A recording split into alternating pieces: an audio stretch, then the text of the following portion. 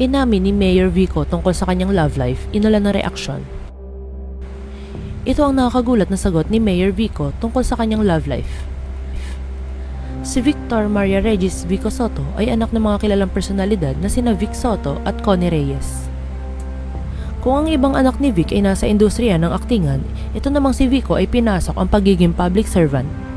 Nahalal ito bilang mayor sa Pasig noong 2019 matapos nitong talunin ang halos 3 dekadang political dynasty sa lungsod.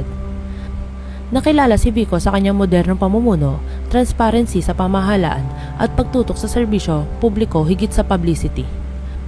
Sa edad na 35, siya ang isa sa mga pinakabatang mayor sa Metro Manila.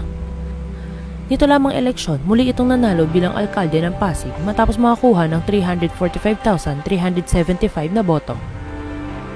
Simula noon hanggang ngayon ay matunog pa rin ang pangalan nito dahil sa husay na pamamalakad nito sa kanyang lungsod. Kaya naman kaliwat ka ng interview ang mapapanood sa kanya.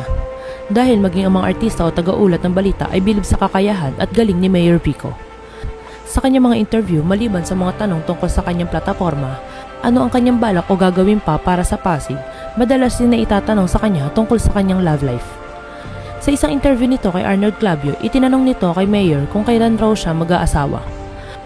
Agad naman niya itong sinagot na darating at darating naman raw yan, busy lamang daw siya ngayon.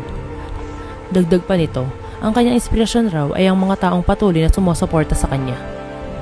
Bilang leader ng Pasig, matapos siyang tanungin kung sino ang inspirasyon nito ngayon, ikinatuwa naman ng netizens sa sagot na ito ni Mayor Vico na hanggang ngayon ay single pa siya.